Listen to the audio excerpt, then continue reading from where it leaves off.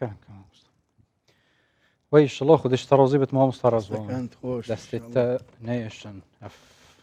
نفسه تيش الله هر بمينت خودی خیرات ابن وست وجاری ام جدا پاشی و دست بید کن جدا اش هر شبکه جدا اش هر روزه که و جداش هر وقته که بتایبت جی ام برنامه خو هر برنامه که دیجی دست بید کن 16 سال 1988 شبکه وکی افروکه ام بیجین خلکه که زیده ام نبتنی بیجین 5000 شهید نبتنی بیجین 7000 بریندار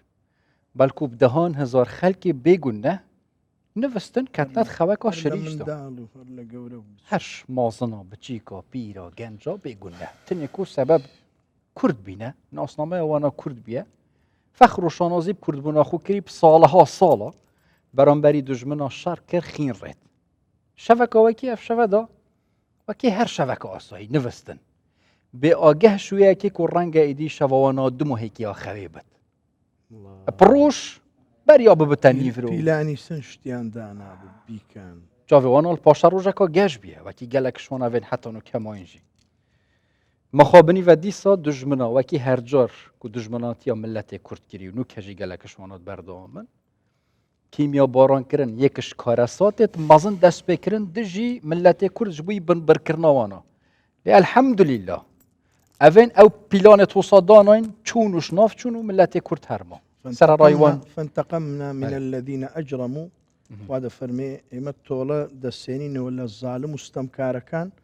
وكان حقا علينا نصر المؤمنين الله الحمد لله كردستان شيء الحمد لله لساي او خلك ايماندار هر دمينت خلك شوراشگر هر دمينت اوید دجي مروفاتي نه هردم البنينه وشناف چن سرشور ظالم دي سام بيجين صلاف بو الشهيده اوين بو في اخي خینا خورتی سلاف بوان شهید اوید بگون نه طیبتیجی و غراد مو هیکی کلی کو شهید نو ایشالله خود به شهید جه حساب کتو ایشالله جهوانا بحشت و فردوس لا تحسبن الذين قتلوا في سبيل الله امواتا بل احياء عند ربهم يرزقون فرحين بما اتاهم الله وهذا فرمي كالروحكان يان او اند جوان دبي فرمي وكو تيرشي كسك ده سوريته ولا ناو وانا كالشهيد ده بن لبيناي هر دیسا ابوی هل کفتیجی هل کفتا نخوش یا خمگین که همی گاوا شهیدت حلبچه یا شهید یا نمر همی گاوا البیرامنه شهیدت کردستان جاوید بو ریک آزادی خینا خوب بخشی همی گاوا البیرامنه چجارا امش بیر ناکین و ایشالله ام ببینین یکش پارزگه هنگشین هرما کردستانه که الحمدلله پروژه باجی الویره دست بکرین ایشالله خدمتک باشتر و وی پارزگه هیبت کرن خلکی وی دلخوش بد نوا خوشیا دا بجین رئیس سلاوت می تایبت بوان کسو کاران اوید همیگا و دلیوانا بخم اوید بریندارش بر کیمیا بارانا حلب چک و هر شوی وقتی و حتی نو کجیت نوا نخوشیه دا تایبتی جیانا خود در باز کن افرو کجی تایبتی جی ام مهوانت خوبین نافستود یدا که ام دست برنامه خوب کن خود حس کتف شوه پیفدار وزارت اوقاف کاروبارین آینی و رهبری اوقاف حوله را هر کردستان کو برئیس نبس اسماعیل بلا کرم کتد گلو اجدا دکتر عبدالفتاح عبدالله سورچی بریاردر بردا بلنتیا و تارا عینیه یا خطبه که وزارت اوقاف کاروبارین آینی دیگه المدابت هر دو میوان گله بخیر هاتن خودش راضی بد هم خوشحالیم که افشا بهین جید گل مدن السلام علیکم و علیکم السلام و رحمت الله مامستا کرم دکتر جان بخیر بی جان خوش کاش علیکم السلام مامستا کرم کویری دکتر تجی کرم کویری بجا هر جبر في بير آنينا نخوش ما مستعفى ام دخل زالبونيت كنت على نشتي هر في بير آنينا نخوش يكو همي قوال بيرا ما دقیق راوستان و بدنگی بوگیان پاک شهید حلبچه یا شهید و همی شهید کردستانی هم راوستین و دیف را خود حس کتم دست برنامه خود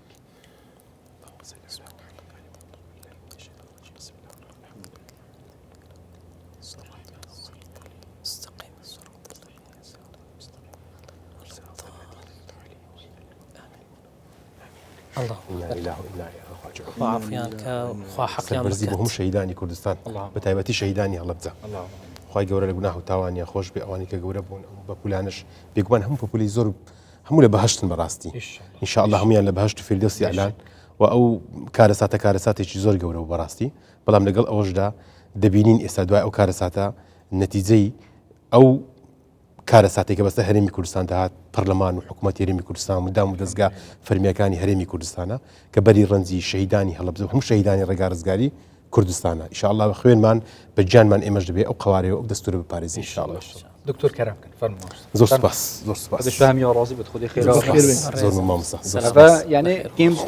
کێمترین وەفایە بۆ شەهیدت حەلەب چام دەست سەرەتاش ئێماژەم پێ کرد کە باسی 5,000 شەهید دەکەین مانای ژمارەیەک نییە ژمارەیەکی زۆر گەورەیە هەر یەکێک لەو شەهیدانە بوو ئێمە مانایەکی زۆر گەورەیە ئێمە تەنیا ئەوانە بیر ناینێنەوە کە شەهید بووینەکە 5,000 7,000 زیاتر بریندار بەڵکو بە هەزاران بەدیان هەزار خەڵکی هەم هەڵەبجە هەم هەرێمی کوردستان بە بیردێنەوە ئەمەش کەمترین وەفایە بەرامبەر ئەو شەهیدانەکە هیوادارین ئەمە هەمومان پێکەوە زیاتر کار بکەین بۆ پێشخستنی ئەم هەرێمە بۆ پێشخستنی ئەم قوارەیە بۆ هاوکاریکردنی یەکتری وەکو میلەتی کورد کە قەت درزێکیش دروست نەبێت دژمنێک هەوڵ بدا بێت لە دژی ئەم میلەتە پیلانێکدا بنێت وەکو پێشتریشکە هەبووە. ئیشڵە خودش ڕازی بە دکتۆرم گەلە خۆشحاڵین بۆمادەبینەوە مامۆستا قسەیەکی جوانی کرد حەزم لێ توش قسەیەک وەکو سەرەتا پێشەوەی بابەتەکەمان دەست پێ بکەین بەرامبەر ئەم ڕۆژە کارەساتە کە هیچ کاتێک نابێ لە بیریکەین. کارەساتەی دڵتەزێنە قورئان فێرە ئەوەمانە کە هەندێک هەڵوێست و مووقف لە ژیانە هەیە قەت نایەتە لە بیرکردن دین کە قورآن خوا سوین دەخەوە ئیذا المەوئودەة سئیلەت سوین بەو ڕوحە پاکانەی کە بە بێحەق کوژران ڕوحیان ژیانیان لێ هاتە ساننەوە واتە کە خوا سوین پێ ئەخۆ بابەتەکە زۆر گەورەیە بابەت ئەوە نییە تەنها من مرۆڤم یان من کوردم بابەت ئەوەیە کە تو خەڵقەکی خوای تەنها خوا ئەو دەستهەڵاتەی هەیە ئەو ڕوحە بچێکی کەسی دی ئەو دەستهەڵاتەی نییە کەچی کابرایەک ڕەوا بەخۆ ئەدە بە هەر ناوەک هەبی دژی پەیامێ خوا ئەجوڵێتەوە و ئینسانیەت بەبێ زەمیر بە ناوی سوورەتێک لە سوورەت ئەکرێ بە ناوی دین بی بە هەر ناوەک بی وەک لە فەرمودەیەش هاتووە و لە ئەسەراش هاتووە کە ئینسان بنایەتی خوایە الئینسان بنیان الله ئەلا مەلعون من هەدەمە بنیان الله ئەو کەسە نەفرەت و نەعلەتی خوای لێکراوە کە بنیاتی خوا بڕوخینی ئەوجا ئەگەر کەسێک یەک کەس دە کەس ڕێژەکانی زۆرە بی بەو ئەندازەیە لعنەتەکەش گەورەترە بی و بەو ئەندازەیە کە ئەو ڕێژەیە بێتاوانە منداڵەکی شیرەخۆرە چی ئەزانی هیچ نازانی ئەوجا ئومێدەوارین خوای تەعالا ئەو کارە ساتە ناڕەحەتە بەسەر ملەت ئێمە نەینێتەوە و بەسەر هیچ ملەتان و هیچ مرۆڤایەتیش نێتەوە و ببینە مای ئەوەش کە عیبرەتە وەرگرین ئێمەش وەکو ملەتێک وەک دۆست وەک برا بژین لە گەریەک نەبینە کەسێک بێگانە پەرست نەبینە کەسێک خاک فرۆش نەبینە کەسێک ئەو مێژووە تاڵە لەبیر بکەین کە ئەو ناڕەحەتیە و قورسەمان بەسەر هاتیە و ئومێدەوارین خوای تەعالا لە شەهیدانیشمان جیان بکەتە بەهەشت و هەموو لایەک سەرفراز سارە نووسی زالمانشتان لەبیر نەچی بەچوی خۆمان هەموو واقعەکەمان کەما تەدین و تودا ئەوەی کە گرینگە ینی بڕوا بکە مامۆستا بەڕێزان ئەوەی کە بەقەت کارە ساتەکە بۆ ئێمە گرینگە جیلی ئێستا گەنجی ئێستا بە تایبەتی ئەوەی کە جیلی دوای هەڵەبجێ و شەهیدانی هەڵەبجەن بزان کەەوە میلەتی کورد هەرێمی کوردستان شۆڕش و خەبات قوربانیدان هەموو ئەو شۆڕشانێکەوە هەبوون هەموو ئەو لێشاوە شەهید و ڕووبارێکەوە هەبوون بەری ڕەنجی خەباتی میلەتی کوردە پێویستە نرخی بزان بەڕاستی هەر بزانی کە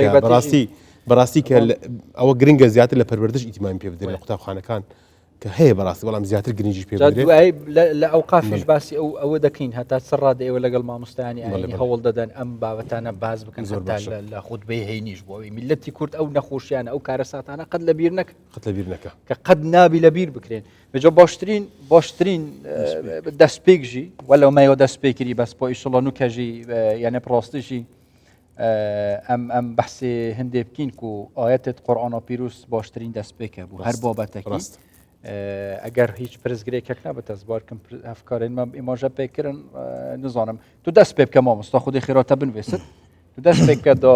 چەند ئاەتت قورئانە پیرۆز دەنگی خۆیت تایبەت بخینی دیفڕۆژی خودە حەسکردێ بەردەوام أعوذ بالله من الشيطان الرجيم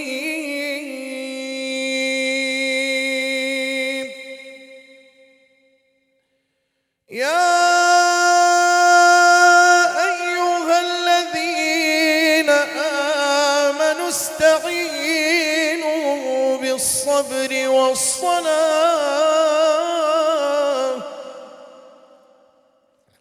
إن الله مع الصابرين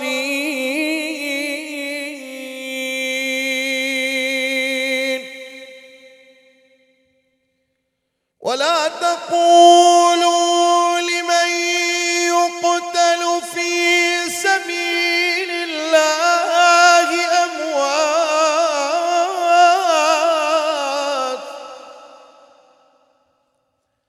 بل أحياء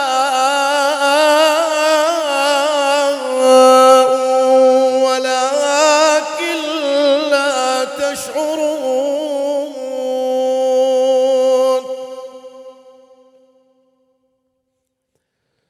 ولنبلونكم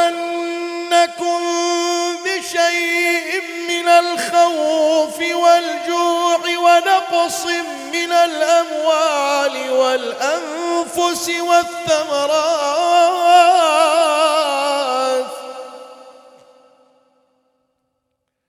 وبشر الصابرين الذين إذا أصابتهم مصيبة قالوا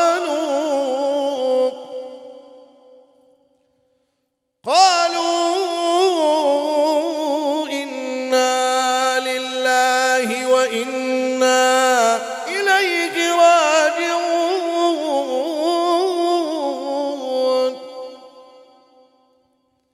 أولئك عليهم صلوات من ربهم ورحمة وأولئك هم المهتدون صدق الله العظيم. بارك الله فيكم. رحمة إيش الله الله أكبر خودش والله ترازي. كانت خوش. أفدان هربي منت يا رب. بيزور أجاي لأخوي بخوي أبدا جاي نفوته ما شاء الله. وانيا أفضل بيبرد تجمع خو مصطفى الحمد لله الحمد لله نعمة خديها ما دام والله، حتى كيف والله دعنا بخير ما شاء الله براس. دزيرة المينة وهردي خدمة وزور في قرنق ديني وها بالقرآن وآتا. فهمتني. وآتا. بارك الله. أوقات لقال حدثك إن شاء الله أو لسه الصبر ولسه الخيرة رب العالمين الخير دين ترى اللهم آمين. استعينوا بالصبر والصلاة وإنها لكبيرة إلا على الخاشعين. الله يبارك والصبور الله. كسكاري عم بدا يا ربي. آمين يا شاء الله. بجا همو خدي خدي حسكت يصدل يان بركاته بالصبر وآلام يا رب أي العالمين. خدش ترازي بت بجا همو أم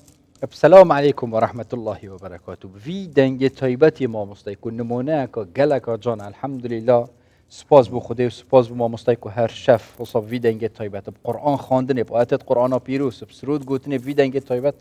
همي قوات قل مدى كن نعمتكش نعمتت مظن يا خدي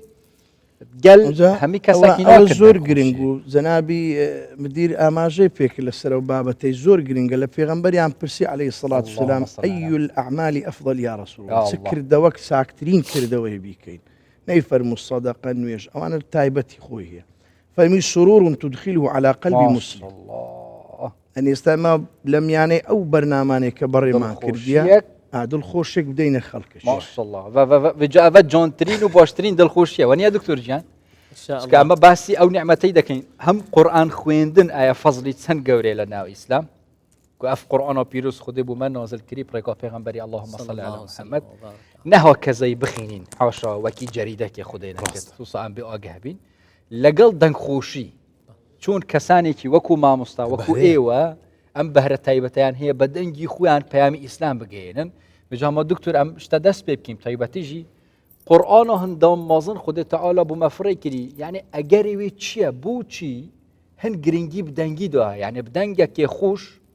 بيت خواندن و بدنگك بلند دا کاریگری سردلاب کرد بو چي خود تعالى هوصا يعني بو چي اف امره هات يكرن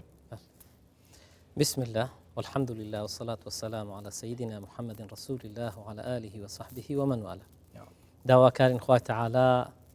لو كسانا من أجمار بك كلا آقري جهنم نجات بين خومان دايكو باب مان كسوكار مان أواني لو استوديو تواوي مسلمانان بينران وبيسران همو لايك يا ربي لو شو بيروزا باس قرآن ديارة قوري روجي لقر قوري قرآن قوري قرآنش لوية كبيام خدايا تعالى جل جلاله ئەو پەیامەش ئەبی بگەتە مرۆڤایەتی بەڵام چۆن ئەگا یەک لەو ئەسبابانەی کە وەک لە فەرمودەیەش پێغەمبەر لە فەرمودەی پێغەمبەر هاتی صلی الله عليه وسلم ئەفەرمێ هیچ پێغەمبەرێک ناتیە ئیلا دەنجی خۆش بووە هیچ پێغەمبەرێک ناتیە ئیلا دەنجی خۆش بووە لۆ ئەوەی پەیامە خواییەکە بگە لەبەرەوەی ئینسان دیارە لە چەند هەستێک پێک هاتیە یەک لەو هەستانە گوێیە کە پەیامەکە وەرەگری ئەگەر پەیامەکە بەخۆشی هات لۆ گوێیەکە دڵیش زۆر بە ئارامی وەری ئەگری ئەوجا ئەگەر دقت بدەینە گەورەی ڕسوول الله صلی الله عليه وسلم دەنگەکی ئەو هەندە مبارەکی هەبووە کە قورئانی ئەخوێنت ئەوەی لە بەرامبەری مەگەر کەسێکی لە مرۆڤایەتی شۆرا بتووە تەسەور بکە کەسێک لە ئاستی ئەبوو جەهلە لە ئاستی ئەبوو سوفیانە کە دژی پێغەمبەرە لە ئاستی ئەخنەسی بنی زوڕەیق شەو کە پێغەمبەر صلی الله عليه وسلم قورئانی ئەخوێن ئەوانە خۆیان لە ماڵەوە ئەدزیوە کۆڵان بە کۆڵان داتن لە بن دیوارەکان گویان ئەگر لە پێغەمبەرە بەدزی کەچی بە ڕۆژ ئەڵێنە خەڵکە باوەڕ بە پێغەمبەر مەکەن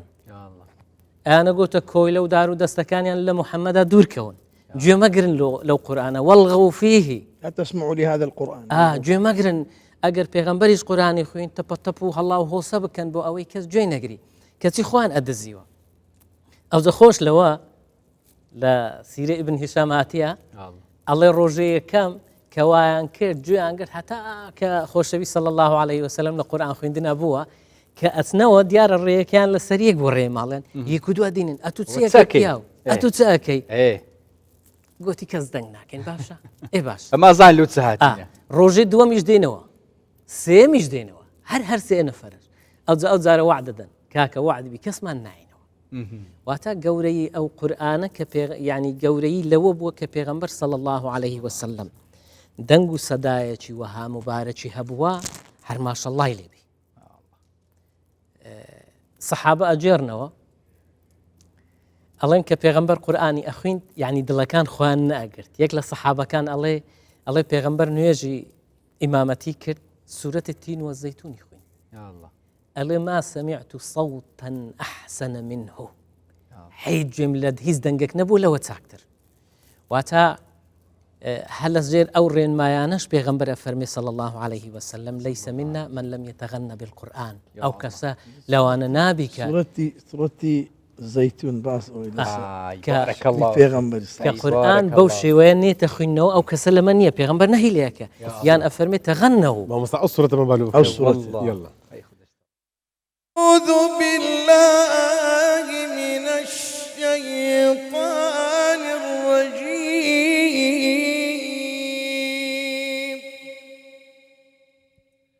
بسم الله الرحمن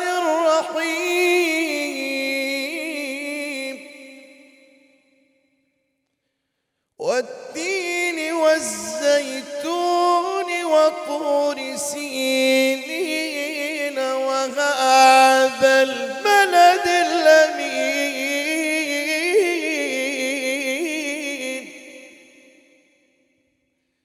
لقد خلقنا الإنسان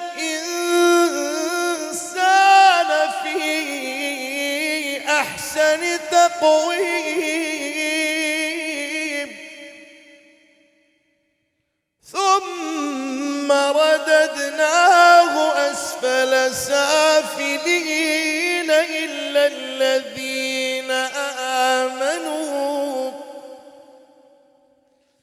إلا الذين آمنوا وعملوا الصالحات فلهم أجر غير ممنون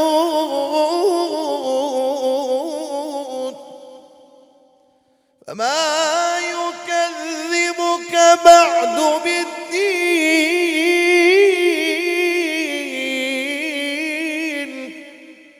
أليس الله بأحكم الحاكمين صدق الله العظيم بارك الله فيك ان شاء الله خودش كان والله بارك الله ما مصلح والله اوي زنابي الدكتور باسكر وتم بابا فعلي بابا تسويني او تزوى ما مصلح امن بابا هر او بسيارج بكم مادام اتو قوتت وكو اوي كبيغمبر صلى الله عليه وسلم خويندويتي الصحابه جيان لدنجي بيغمبري بو تشون خويندويتي صلى الله عليه وسلم هاتو تشون خويندويتي مثلا خلق دواء بيغمبري وكو بيغمبر صلى الله عليه وسلم كولو زنابي دكتور باوترا يشكي كوكي بلا منوك خوم ايش صوت بيغمبر صلى الله عليه وسلم كان يتغنى يعني كو اوها يعني نوع ما دنگكي واب ونبرج تداب وغرب يعني غريب وغريب يعني غريب ياش تداب اوي تازخين اوها غريب ويعني دائما حظي لمقام اما او وقتي بينا دقوت مقامات بلام شوازكي غريب بتجويد وترتيله حجاز ورتل القرآن ترتيله زياتر الترتيل بمزودي خوين دويتي مثلا من قبل أن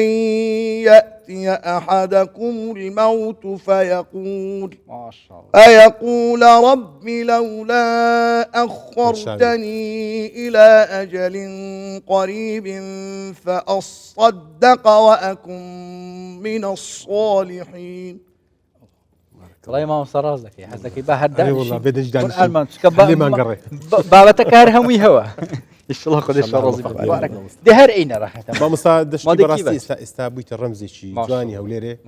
اما شانازي بيو دكين براستي لهم بونا كان لهم بونا كان دورة زوزو الباشي هي براستي واوي كجرينجا احتفاظ كردنا بو ايشا اي بارك چونکە دەکرێت من بتوانم بە جوانی شت بڵێم بەڵام چۆن بتوانم احتفاظی پێ بکەم ئەو زۆر گرینگە ئەو ڕوتەیکەوە هەیتی لەو ڕوتەی لانەدا ئەو زۆر و تاکیدیشم هەروایە بەڵام ئەوە ئامۆژگار بۆ هەمومان هەر ئەم بەحسی وەزارەت بکەین و ئەوقافی و کاروبارن ولی گشتیشی و ڕێڤەبەرتیاوە هەولێرێ ئێوە چۆن هەوڵ دەدەن ئەوانەی کە قورئان خوێنی باشن بە تەجوید و تەرتیل و دەنگێکی خۆش هەڵیان بژێرن لە مزگەوتەکان ئەوان قورئان بخوێنن و دەنگیشیان بدرێتە ئەوانەی کە دەنگیان خۆشە بێنە پێش خەڵکیش لەوانە وەرگرن با قورئان باسکەین دوای بابەتی بانگیش باز دەکەین خۆی مامۆستا ئەوەی مامۆستا شیبان بواری دەنگ خۆشی یان دەنگبێژی یان گوتن دەتوانم بڵێم پەروەردەی زانستی زۆر دەوری هەیە بەڵام لە خۆی یەکەم جار بەهرەی ئەو ئینسانەیە ئەو ئینسان دەبێت بەهرەی شتێدا بەڕاستی چونکە خەڵکەیە دەرچووی ئەکادیمیای دەنگە دەرچووی مۆسیقاشە ناتوانی مقام بڵێت ناتوانانی گۆرانی بڵێت ناتوانانی سرود بڵێت بۆیە ئەو پەیوەندی و بەهرەوە هەیە یەکەم جار دوو پەروەردەکردنێتی ئەوەی کەەوە ئەمە لە ماوەی ڕابردوودا کردیتمان ئەمە بۆ بواری دەنگسازی یان ئامادەسازی بۆ دەنگی باش تەنسیقێکی زۆر باشمان لەگەڵ قورئان خوێنان هەیە ئەو کۆمەڵێکی باشە لە هەولێرە ئێمە تەنسیقمان لەگەڵیان هەیە چەندین کۆبوونەوەی باشمان هەیە لە هەولێرە زۆرمان هەیە بە زۆری بەڵام ئێستا ئەوەی کە لە مەیدانەکە ئیش دەکەن نزیکەی 670 کەسە بەبەردەوام یعنی لە بۆنەکان دەوریان هەیە و قورئان دەخوێن و مناسبەتی ئاینی بەڕێوە دەبن بەشێکیان لە پرۆژەی بانک بەشدارن و بانک دەڵێن یان بانک دەخوێنن ئەوانە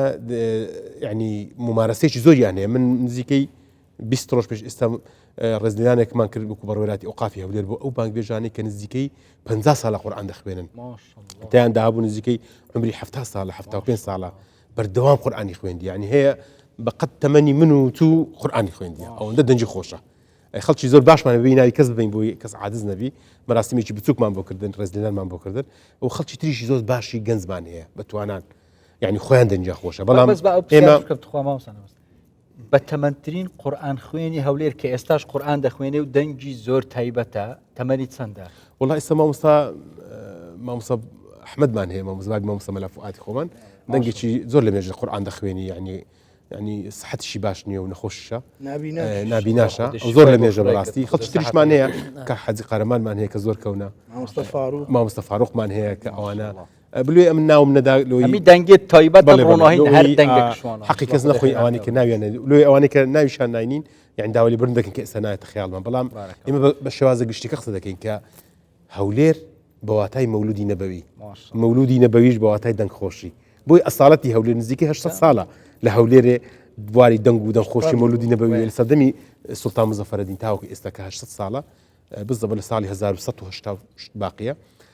مەولودی نەبەوی لە هەولێرە دەوری هەبووە کە سوڵتان مزەفەرەدین و سڵاحەدینی ئەیوبی بێکەوە ئەساڵەتی ئەو شاریان نیشاندا ئێستا جیهانی ئیسلامی مامۆستا هەموو سەیری هەولێر دەکات بڕوا بکە یعنی ئەوەندە ئەمە دەی بزانی کە ئەمە ساحیبی شارە چین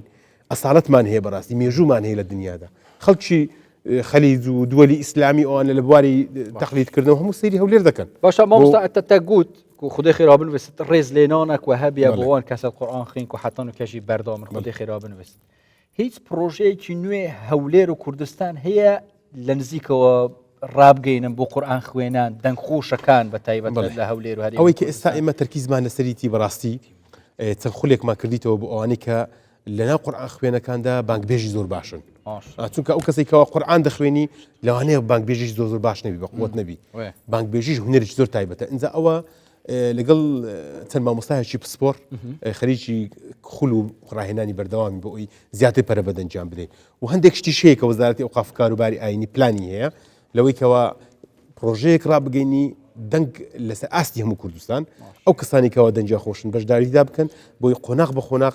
بتوانین ئێمە خەڵکی وا دروست بکەین کە بەڕاستی وەکو وڵاتان یعنی ئەوەی دەبینین لە وڵاتی ئێمە هەندێک خەڵکمانەیە دەنگێکێکدار نایاب و خۆشیان هەیە بەڕاستی مامۆستا ڕائیت کوردیمان هەیە مامۆستا پێشەوامان هەیە مامۆستایانی ترمان هەن مامۆستا دەنگ بەدۆی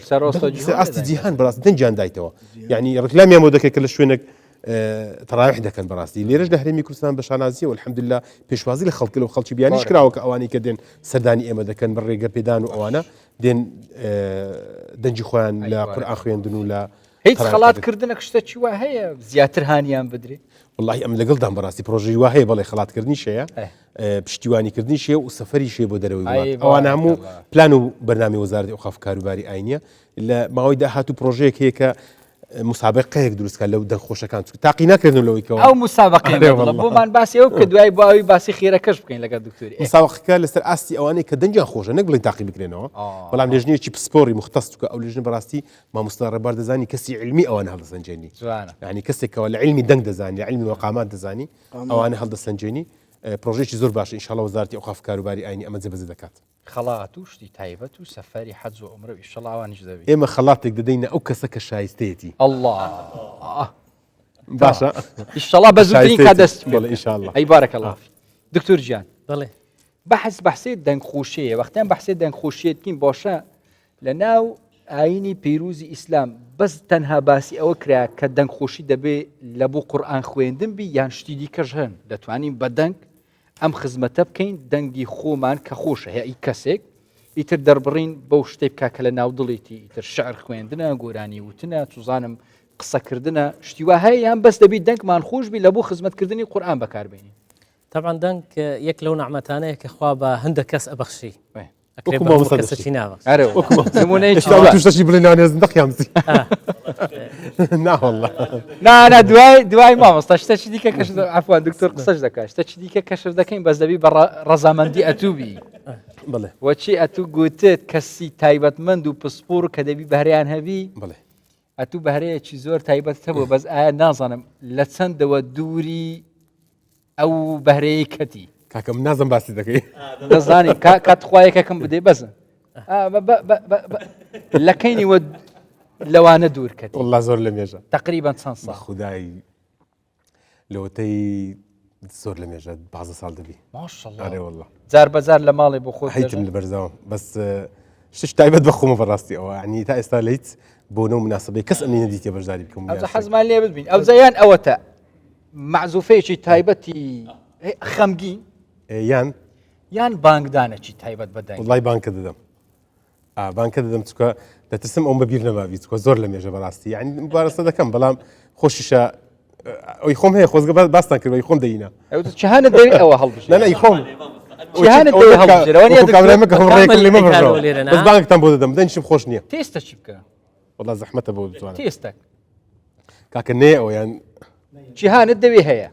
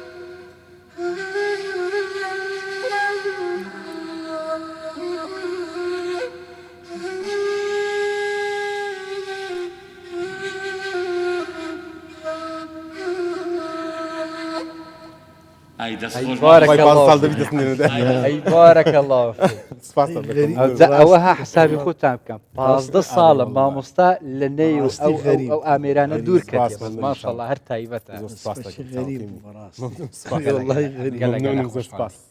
ئەزا ئیشەڵڵا هیچ دوای نەمایە. دێن بانگە کەژمایە بەس خوا گەورەی. ئەو وڵامی ئەوەی لە دکتۆری مامۆستا. وەرگرم دوای دێنە سەر ئەو پرۆژە تایبەتە ئەزە لەسەر دەنگ ئەدینین پێغەمبەر صلی الله عليه وسلم وەک کەسێکی پەروەردیکاریش دوو سەحابە زۆر ناویان دێ عەبدوڵڵاه بن مەسعود لەگە ئەبوو موسى الأشعري زۆر جار بانجی ئەکردن گوێی لێ ئەگرتن لە قورئان خوێندنە یا الله ئەوجا حتى لە فەرمودەیە هەیە کە خۆی و عائیشە خان بە شەو پیاسەیان کردیا کە ئەبوو موسى ئەشعری قورئانی ئەخوێند ڕاوەستای و هەڵوەستەی کردیە لەو جێگای هەتا قورئان خوێندنەکەی تەواو کردیا ڕۆژێ پاشتر پێگوت یا ئەبوو موسى بەخوا گوێمان لە قورئان خوێندنەکەت گر ماشەڵڵا چ دەنگت هەبوو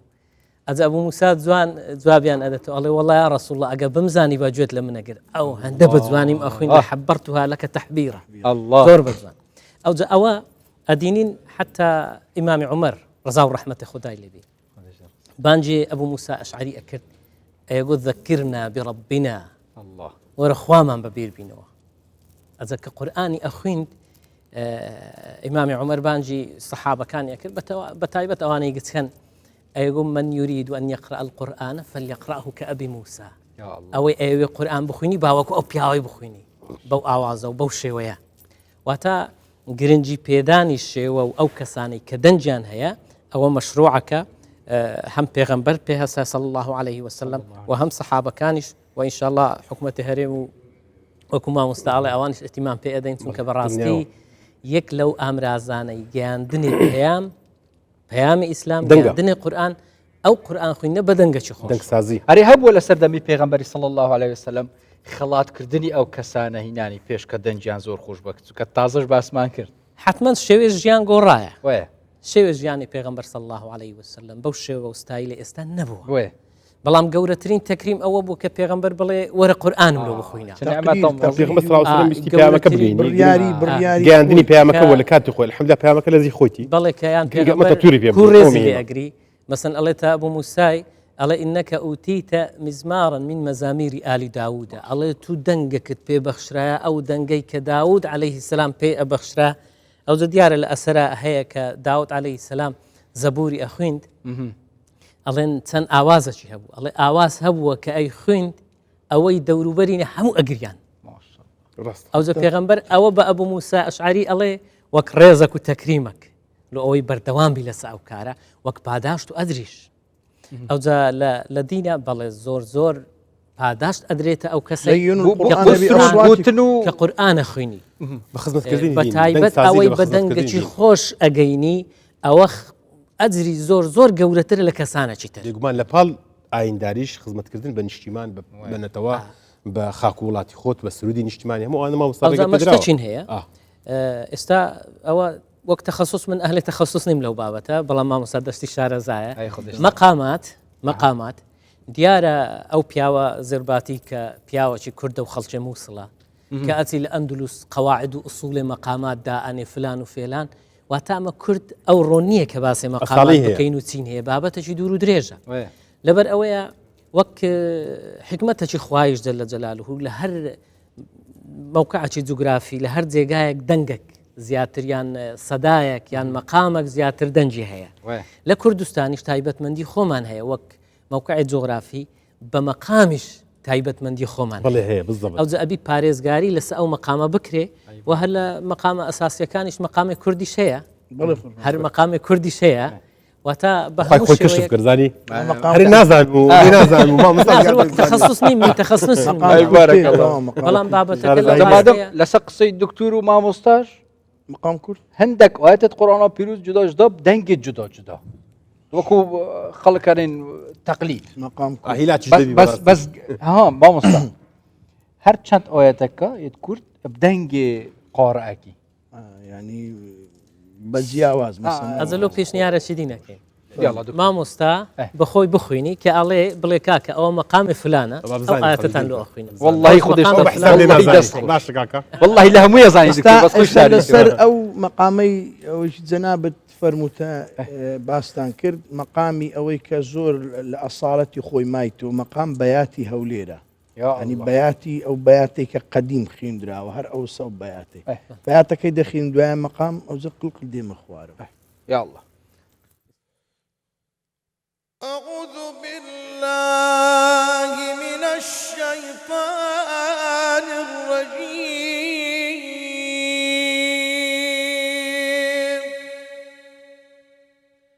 وتولى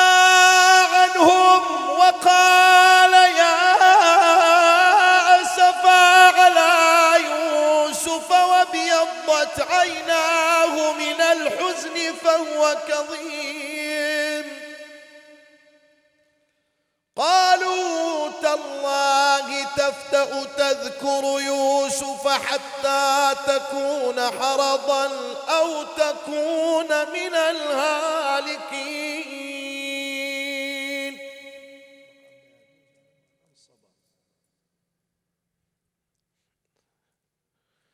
قال إنما أشكو بثي وحزني إلى الله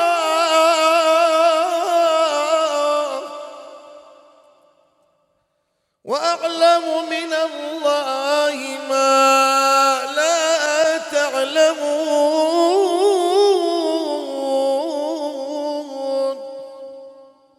لأنه مقام الصباب زال مقامي ديوان أرفا مقام ديوان.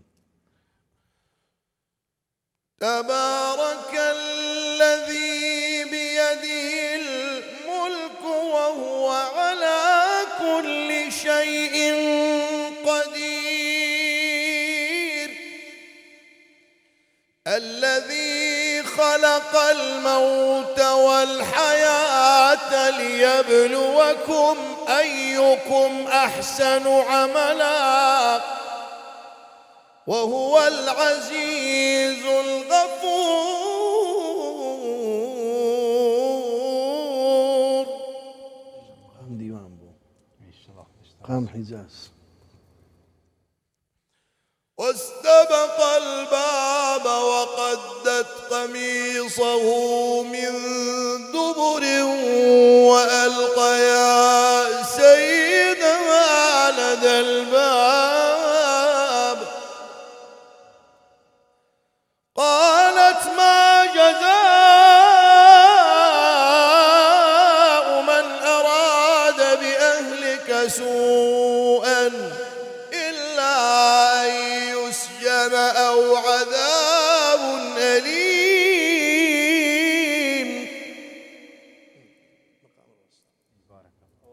ومقام حجاز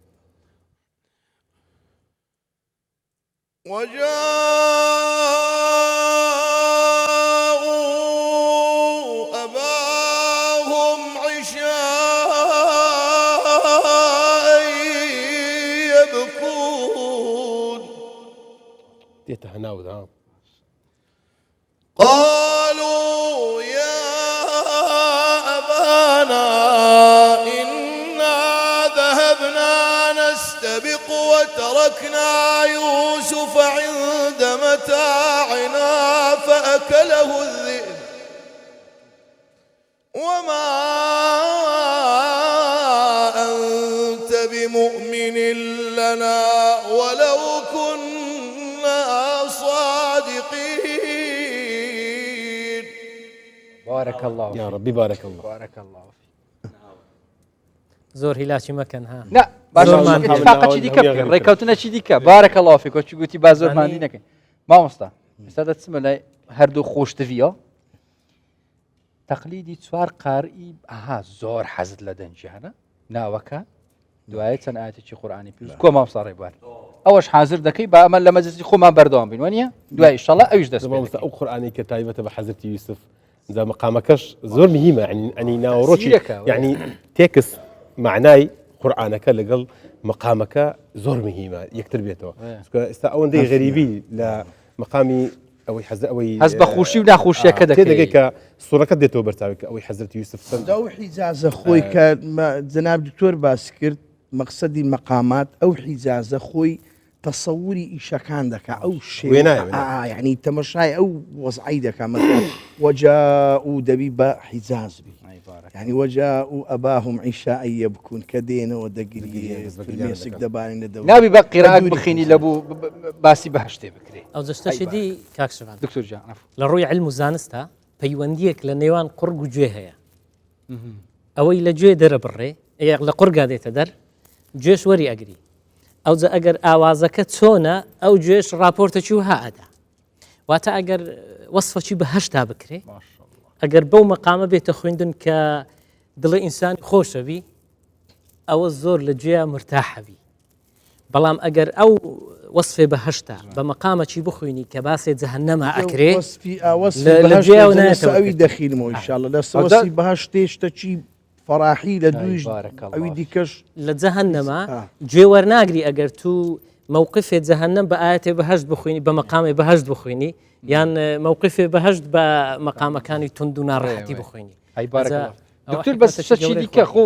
وما ينطق عن الهوى إن هو إلا وحي يوحى پیغمبر صلى الله عليه وسلم پیش 1400 اوند صالح و زانست نبو نه زاني و او پیوندی بینی جوی و قرق هي الا مگه خوا لري ام پیامانه ام پی راگاند و اویش هم لري فرموده كان و آیات كان قرآنی پیروز به ام راگاندیه اگر نه کاکشوان لروی سروشتا انسان هندشت هي خوا بفطره داینه فطره واتا او کس پیغمبری شي نگته او شتي هر ازانی ئێستا مەسەلەن ئەدینی منداڵێکی گچکە هیچ لە پێیان نازانی بەڵام ئەگە بولبولێکی دەنگ خۆش بە دەنگ هات یەکسەر ئەوش ئەکەیتە خرۆش لەگە دەنجی لەگەڵ ئاوازی غەریبیش منداڵ دەگیری واتە ئەوە فترەیە خوا لە ناخی ئینسانە چاندیتی ئەوەی کە بتوانی بژی ئەوەش زادە و زەخیرەیەکی ڕوحیە بە ئینسان ئەمێدی دنیا بدە لە ئیمامی غەزالی لە بابی السەماع والوجد لە کتێبی أحياء علوم الدين لبيت تايبت منديش السماع والوجد ويكا جيدا قري ودواي دلد خوي فطريه بالضبط دواي سيدي لا من داك ما مصدك داك لا داك كانوا من داك يعني كلا لا داك بو لا انسان دتويتو وانيا ولو بداخو من اولى لا ندي بداخو مكاكشبان من السوزي داك بيبج بالمراسي بس سلامه يا اخوان هردوش يعني عندكم باب ان شاء الله والله بعدكم هرندي جلبني هيت ان شاء الله دير الفردوسي ان شاء الله وإنسان توز غربتي استابوي ببير ماتوا لا داك نبرات تشي هي لدنجي يعني صوزة تشي لنا ودنجي او من دال اخونا علم دزاني ونقص دزاني وشعوريه بلام كل لا داشي دقاته بنجي يكسر يعني زورق الارتباط لقال لي دروز دبي هرتي بي ولي دك على من دالي بي جيري بكاتو بي خوارني بداتي بي خويني مثلا لا خواندني بوبكا عندك خلشي كشمان هي مثلا لمقاماتي لا ما مصلا والله حق لا إله من لفظي ما مستوانيا دي بشتي هنگت اشتكت تايبت السر أبا من قوتيتا أف برادرك مي عزيز داخل حضرتي آمينة وفي بصر عبد الله دهر دري موالي يا موالي بس كاشفان حضرتك إيستا حضرتك كيني أبي مراعاتي ما مستايب كين أري والله ركي لا تشيل أتو مقامة بي أقوري له مقامة دي زور هلاك دكتور بأخوة خيرة شي قورية ما مستاش حزتك أو باب السيستم وأما بنعمة ربك فحدث من ما بستم لويا كزور بزواني لو ما بخويني وبريس أو الريس تشي بديني إسراحات لو هم دنجو مقامك بس أما لقى ما مستي دواء أقدر بقى ما باسي بروجي شي زور تايبت دكينك الحمد لله ما وياك دس بكرة إن شاء الله هم كردستاني بقرتوا أويش بروجي بانكا او دا ام گهداریا ما مستای بکین و پشتینگی خود هست دم بردام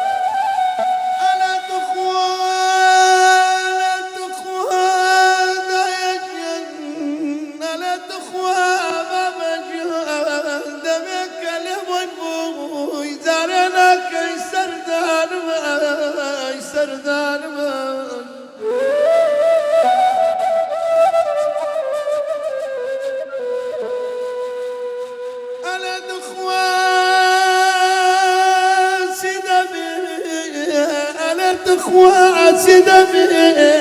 دا يا الشباب بيت بابي وان ماي بابي وان ماي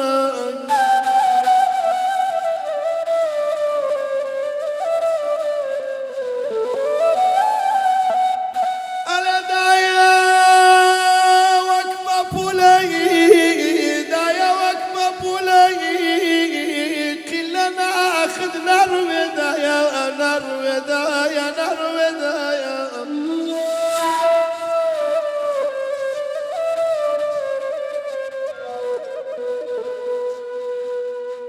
على دقوان زور بحزك بلد ببين دايا بلد ببين دايا بلد ببين داخو حسرتنا لجيان بسيبك نمدي ونمدي ونمدي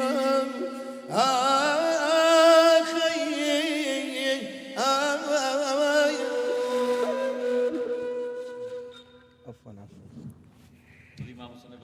والله ما مستعفى بارك الله فيك استوش ان شاء الله خدش ترازيب ما مستحيل آمين. او پیشکش کردن تاجی ان شاء الله اوجی بو تخیر بد بیر اینانا ما مستاجی ان شاء الله بو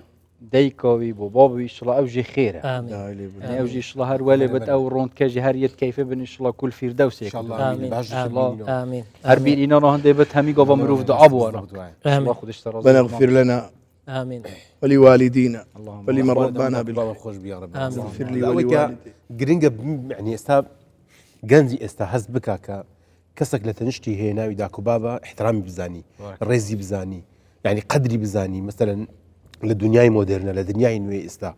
يعني براستي احترام والرز كالبيتو نعلم نمايا لا كردها هي الحمد لله بلام او عندك كالبيتو خلق او عندك ببي بيويز الرز الاحترام احترامي داكو بابي خوي ببي بيويز نايجري انزا دست خوش ما مستخواردم سباس انزا اوي كجرينجا بمينيتو كانسان تيبغا كداكو باب خو دوباره نابتو خو دكري انسان خيزان بيكو بني من دالي شي ببي خيزانش كش بيكو بني من دالي خيزانك يتريش بي دو من دالي بمري سيتر دتوين دروس كاتو اگر خوا بيدا وحسكا بلام خو داكو باب ناتوين دروس كيو خو خشكو برا دروز ناكريتو انزا اوي كجرينجا براستي جنزي استا بزاني كداكو باب لتنشتا يعني ببي او آداب و پەروەردە و نەهج و تێگەیشتنی کەوا داک و باب لە منداڵەیەتی تکایە وەکو خۆی وەربگیرێ گەنجمان تێبگا کە بەڕاستی منداڵیمە تێبگا کە داک و باب ئاستێکی زۆر بەرزدا ڕەب العالەمین بەخۆی دەفەرمی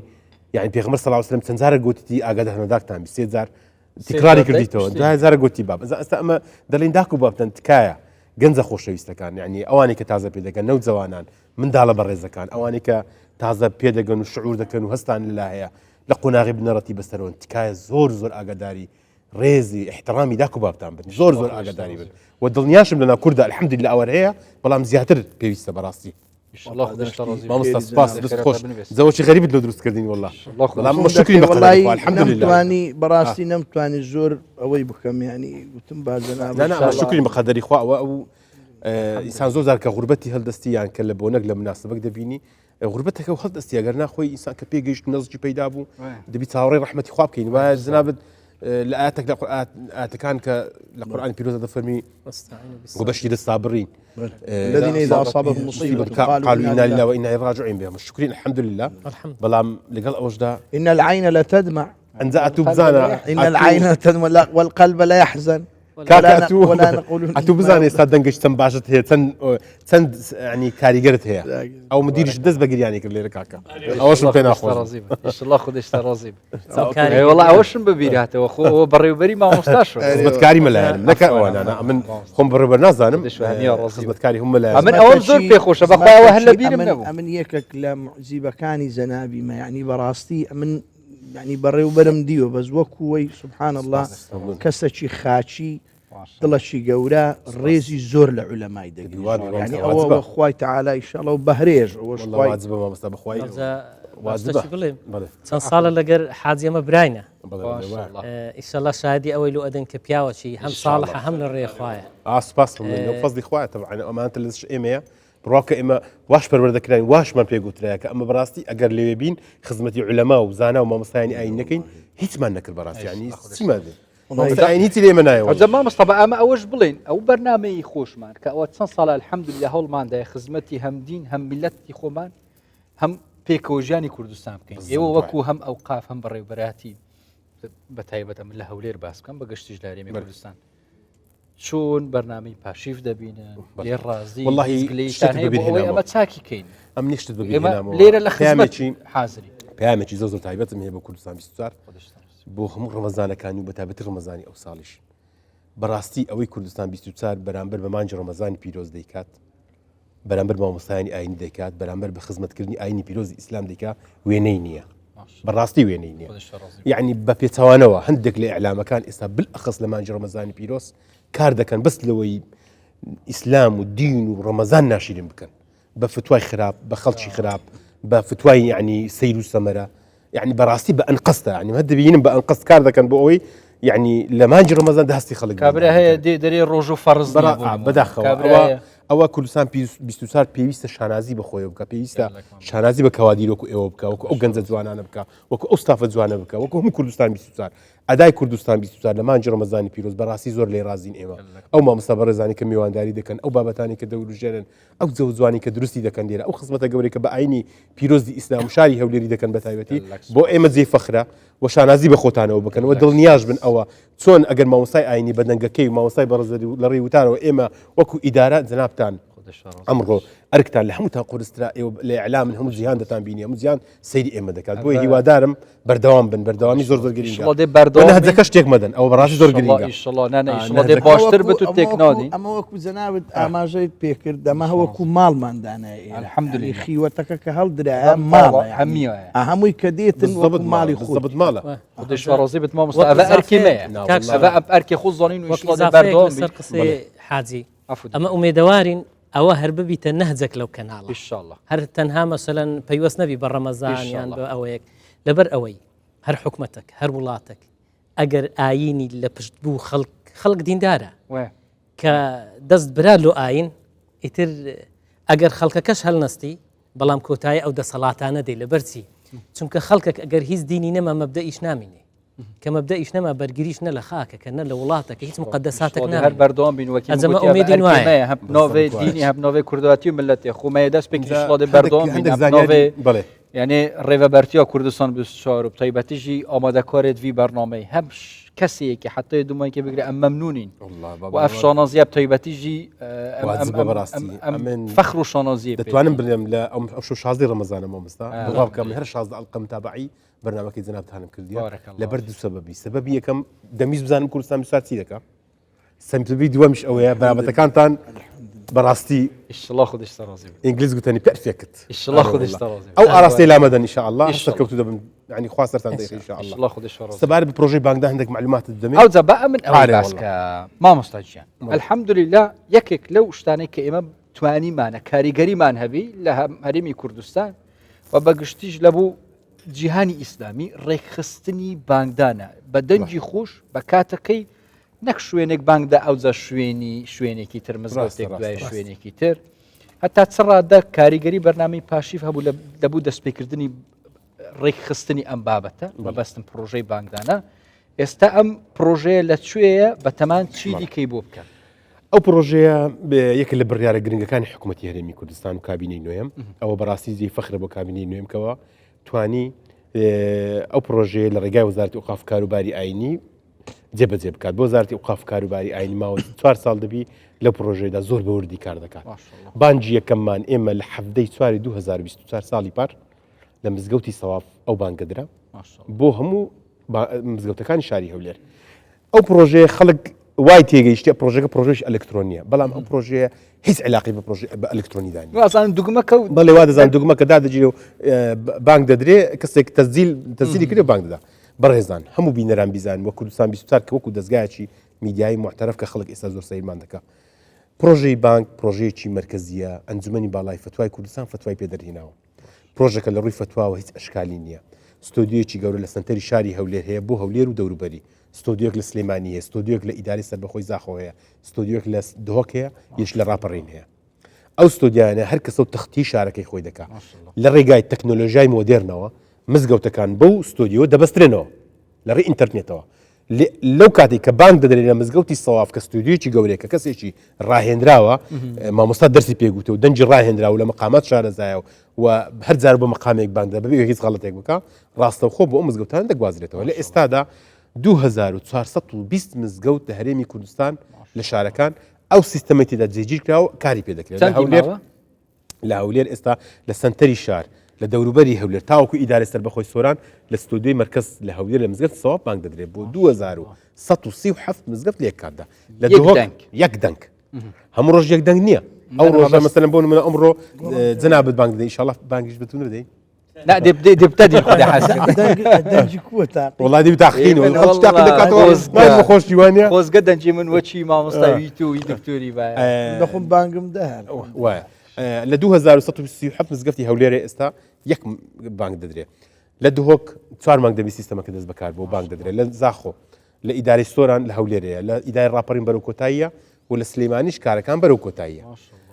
لە کە پرۆژەکە تەواو بوو ئێمە لە 6154 مزگەوت بانک دەدرێت بە پێی جوغرافیای شارەکە واتە هەر شارە و ستۆدی تایبەت بەخۆیە نەک لە هەولێر بۆ هەموو شوێنێک بام درشتیوانە هەر شار و ستودی تایبەتمەندی خۆی هەیە کەوادری خۆی هەیە خەڵکی خۆی هەیە لێک کاتدا بانک دەدرێت بۆ مزگەوتەکان دەگوازێتەوە لە یەک بۆ لەحظە هیچ تاخیریش نابی واتە بەسانیە ئەو کاتی کە بانگێک دەدرێت ئەو لەحظەیە دەگاتە ئەو شوێنێکەوە مربوطی تەکنۆلۆژی پێوەکراوە تەمان بۆ قورئان خوێندنیش ئەم پرۆژەیە بەکاربێنن بۆچی قورئان خوێندن قورئان خوێنێک بە دەنگێکی تایبەت لە مزگەوتێک یان لەو خۆی قورئان بخوێنێ بۆ مزگەوتەکانی تریش خوێندن ئەو بەس بۆ بانگە قورئان خوێندن ئێستا لە هەموو فەرزەکان ئەو بانگە دەدرێت بەڵام کە دەچینە نوێژی جومعە بانکە دەوەستێت چونکە لە نوێژی جومعە مامۆستا دەزانین دوو بانگ هەیە ئەو مزگەوتە بە خۆی بانگ دەدا پرۆژەی وانە بەڵام بۆ قورئان خوێندن لە مزگەوتەکان بۆ هەموو ئەو لە ستودیۆی مرکز بۆ هەموو مزگەوتەکان قورئان ئێستا لەوەتی ڕەمەزانە جنابش قسەی دەفەرمووتی ڕەمەزانە ئیمساک دانرایە بەڵێ ئیمساکمان هەیە هەلا بە هەمان بەڵێ ئیمساکمان هەیە و نوێژی بەیانی ئیمساکمان هەیە و ئێوارەش بەربانکردنەوە هەر بەو بانگەیە لە هەولێر دەڵێن الإمساك بەڵێ يا أمة محمد الإمساك الدهوك يلدفما بيجن احترام يا أمة محمد احترام مين خلق تيبقى ما مستوى بالضبط مهم تيجي سنك وخلق شكيتي كليرة إمساك ذكري إن خلق خردة وخواردن يلا يكبر داخل آية ترباب تيبقى إن شاء الله خذ إن شاء الله بەڵام بەگشتی پرۆژەیەکی زۆر نەوعیە پرۆژەیەکی زۆر گرنگە و زۆر تازە و نوێیە و لە جیهانی بەشێکی جیهانی ئیسلامی ئەو پرۆژە هەیە لە لای ئێمە لە هەموو عێراقدا ئێمە لە هەولێر یەکەم جار دەستمان پێکرد ئێستا لە سنتەری شاری هەرو لە حەفتەی چاری 2024 یەکەم بانجی مرکزی لە لای مامۆستاکاوە درا دەستمان پێکرد و ئیشەڵڵا بەردەوام دەبیشت بەخوا دکتۆر جان ئەم پرۆژانە هەتا چڕادا بۆ ئێوە وەکو مامۆستا و دکتۆر وتار خوێن لە مزگەوتەکان پێشنوێ چەند دڵخۆشکەرن و هەتا چڕادە تێبینیەکانی ئێوە لەلایەن ئەو قافە وەردەگیری بە تایبەت لەم بابەتانەی کە پێشتر کێشەی لەسەر بوو یەکێک دەنجی ناخۆش بوو خوا خێری هەموو لاچی بنووسی داهات لە مزگەوتێک بانجدا ئێستا الحەمدوللا ئەم کێشانە نەماون بەرەبەرە ئیتر بمبڕ دەکرێت نامینێ هەر بە یەکزاری ئەجەبا لەبیر نەکەم قسە لەسەر دووشت بکەین یەک لەسەر بۆردی وتارەکان کە چۆن دێنێ هەر نەچوینە ئەو بابەتەی کە باسی هەڵەبجەشت کرد وتارێ تایبەت و شتەوە ئەجەبا جوابێ دووەمت دەم دووەمەکە دیارە حتمما هەر ئیشێ بەشەر بکە زۆر جار ئیشەکان کەم و کورتی ئەبی مزگەوتەکانیش لەبەر ئەوەی زۆرن خەڵکەکیش لەبەر ئەوەی حەزی هەیە حەز بەڵام ئەو حەزە نەبەسرایتەوە بە علم و زانین ئەبوو مایە ئەوەی کاکە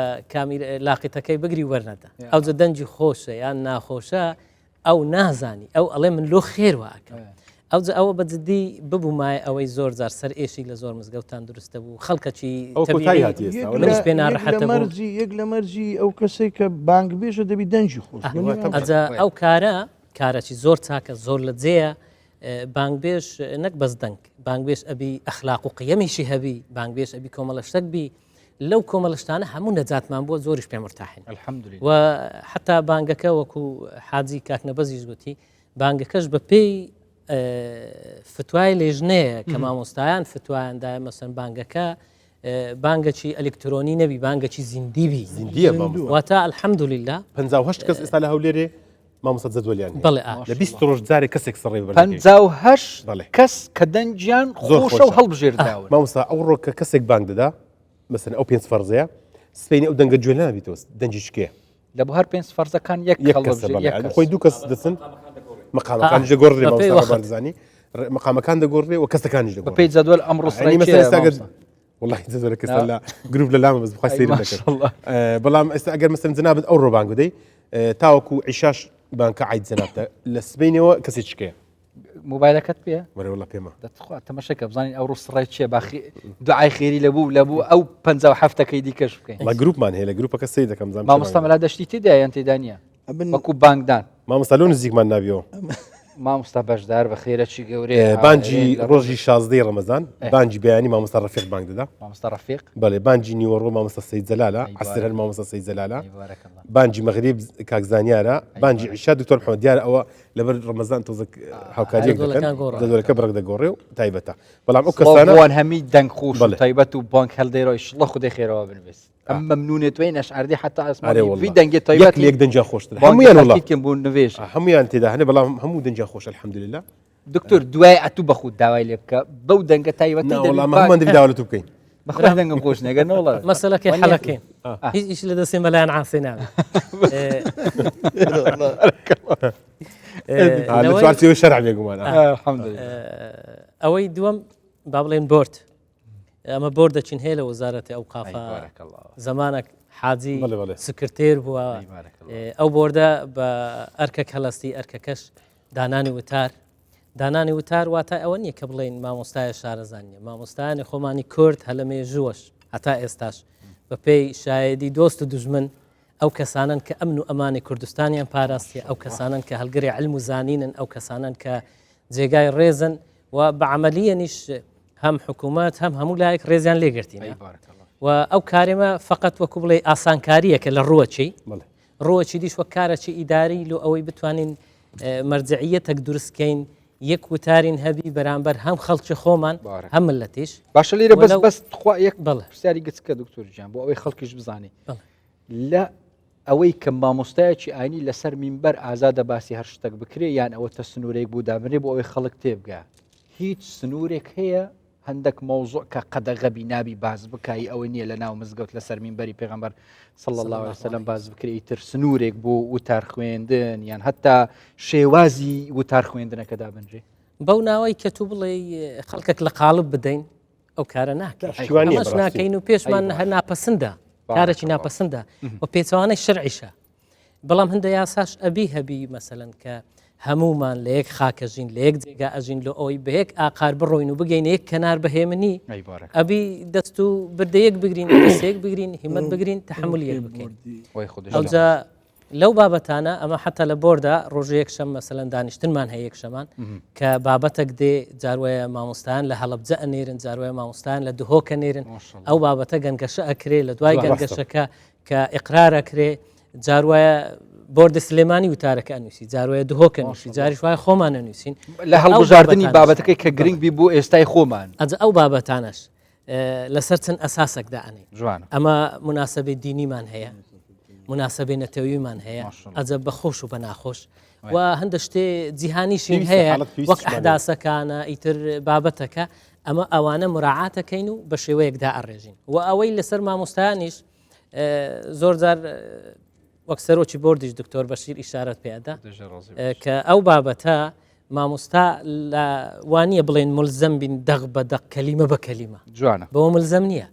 ئەتوانی معلوماتی خۆشی ئیزافە بکە و بابەتەکەش بەڵام عینوانەکە عینوان دیارە قڕانە پیرۆز شتێکە کە زۆر گرنگە ئەو بۆردەکە دروست بکە مامۆستا ئیشارەتی پێدا نەتیجەی کۆنفرانسی ڕخستنی گوتاری ئاینی بوو کە لە ساڵی 2016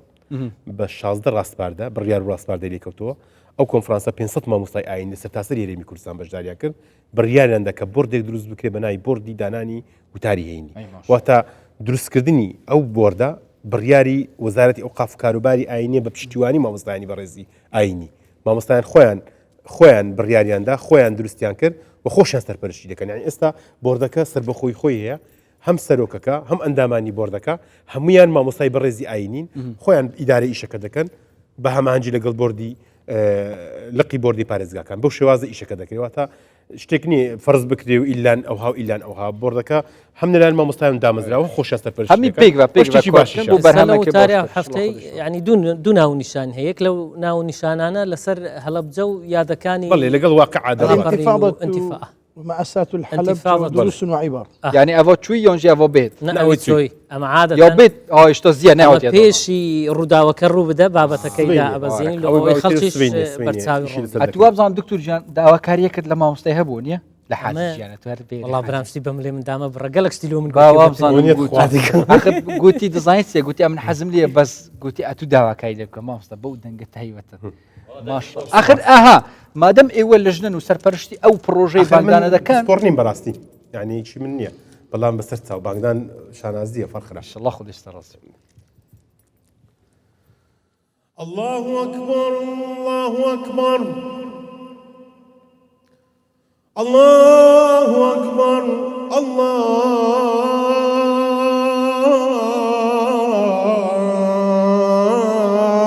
الله أكبر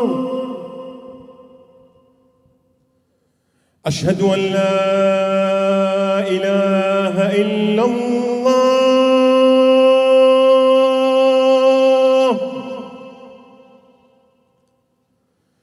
أشهد أن لا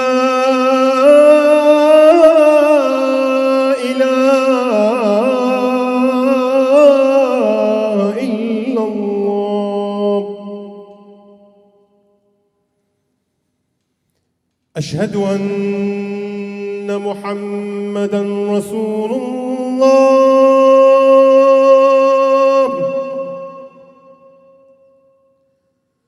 أشهد أن محمدا رسول الله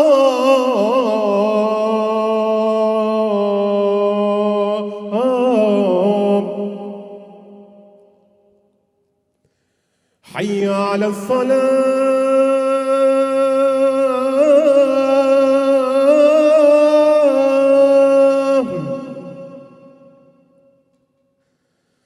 حي على الصلاة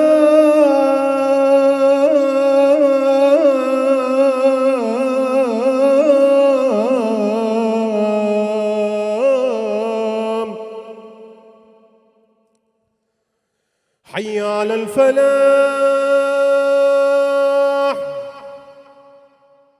حي على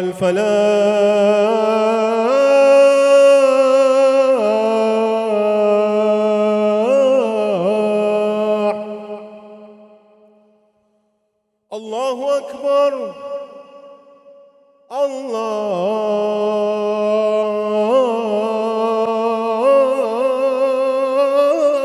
الله أكبر لا إله إلا الله وي بارك الله مقام حجاز الله خودش تەڕاست عندنا شازي شما بكاكا بخوای ڕزایەوەت في بواری دایما هەندێک و ئیشڵەوە هۆ هەیە بەرەف باشتر محمد رسول الله لو ادغامي تێدا بوو دەستی لێ گەڕێ ئەوەی جارێکی دیش بانگ مامۆستای تایبەتی خۆی هەیە ئیشڵە خودش تەڕازی بێت ئەم تزانی ما زەهوری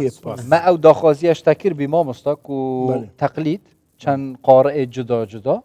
ناوێتوانە بوو مە بێژێت گەل دەنگی خۆی تایبەت چونکی بەحەز بەحسا دەنگخۆشیە و قورئان خواندنێ و فەزڵێ وی کارێ هەندەیە پیرۆسە ئیشڵە خودش تەڕازی دەکەرم یا الله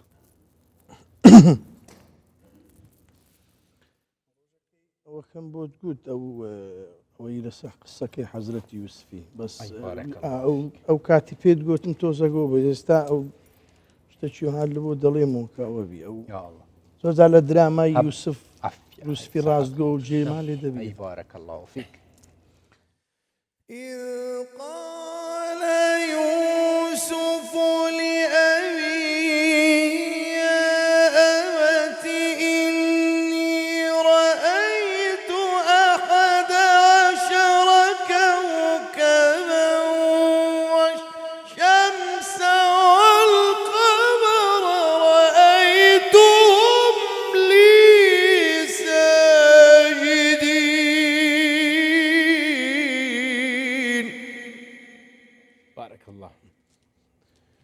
سيد سعيد الشبخي. يا الله.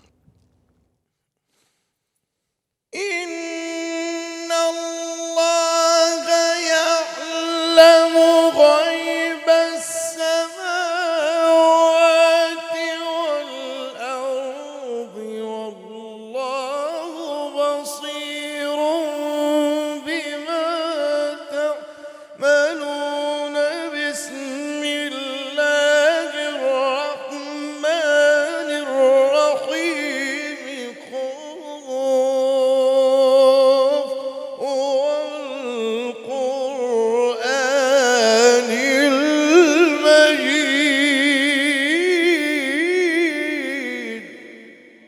ما شاء الله ما شاء الله أنا منشاوي ما شاء الله. ما استحسن منشاوي. أي بارك الله فيك. بسم الله الرحمن الرحيم. والفجر وليال عشر والشفع والوتر والليل إذا يسر.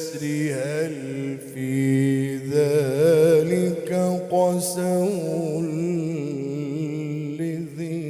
حجر. ألم تر كيف فعل ربك بعاد وذات العماد التي لم يخلق مثلها في البلاد. ألم تر كيف فعل ربك بعاد إرم ذات العماد التي لم يخلق مثلها في البلاد. الله أكبر. ما شاء الله. أقرأي ورش داخل ميتان تجلسي. يا الله. ألم تر كيف فعل ربك بعاد إرم ذات العماد التي لم يخلق مثلها في البلاد. عبد الباسط خذ الراسي. بسم الله الرحمن الرحيم.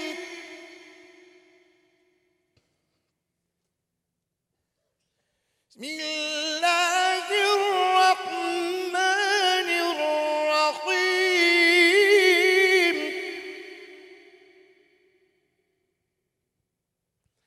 فلا أقسم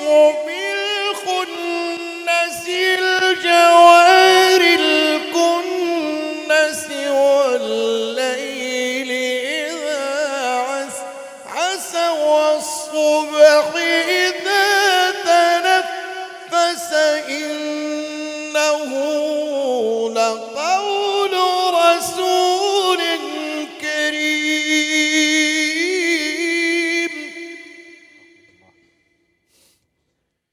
ذي قوة عند ذي العرش مكين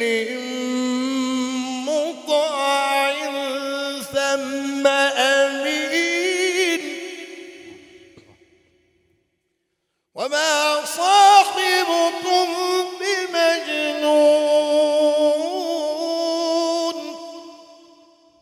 صدق الله العظيم. صدق الله العظيم. أي بارك الله. يا ربي خوا أو دنقة الله صاحك خذ راسي. والله لاق بي براستي. ما تقلق لك واسطان دي ما مستطب فيتو ما عفوك. قراءة كيف بهشتي لا مستهبة أوش أوفكم. والله يا الله. إيش الله خذ از حسك هندشي بهشت هندشي جهنم. الله جدا هياتني في بروان ضو خاندنا. إن المتقين في جنات وعيون ادخلوها بسلام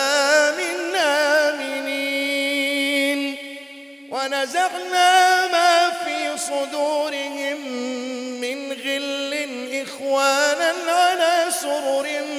متقابلين لا يمسهم فيها نصب وما هم منها بمخرجين. بارك الله. ويا تسخص وي ان شاء الله خدش ترازيه وش السر وي خيراتها بالبس سري سكرة الموت. يا الله. وجاء سكرة الموت بالحق إذ يتلقى المتلقيان عن اليمين وعن الشمال قعيد ما يلفظ من قول إلا لديه رقيب عتيد وجاءت سكرة الموت بالحق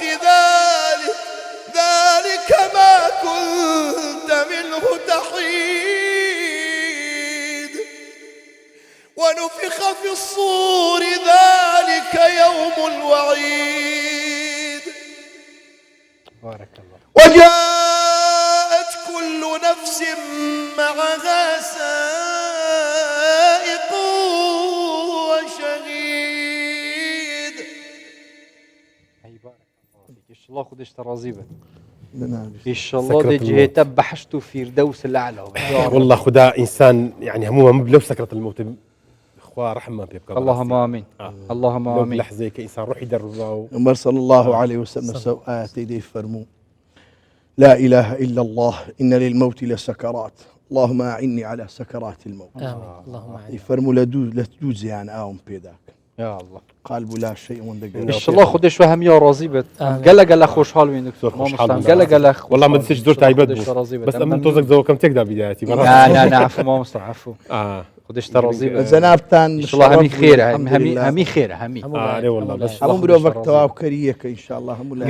ما مستر بار ما مستر احمد جاف شفال ویری بین چنکی اف شفال تایبت بی کومال دست بکی جی ما جاب هنده کرد تایبت جی کو بی اینا نکو گله کن نخوش ما اف شفال و افرو که هیا کو 16 سی ان شاء الله جه همی شهیدت ما بحشت فردوسه روجت توصایت نخوش ام بیرت اینین دا کو مهاج هبت تجاروان روجت نخوش بیر نکین ام هول دیم پیک و دسته کو دو بگیرین و کردستان پارزین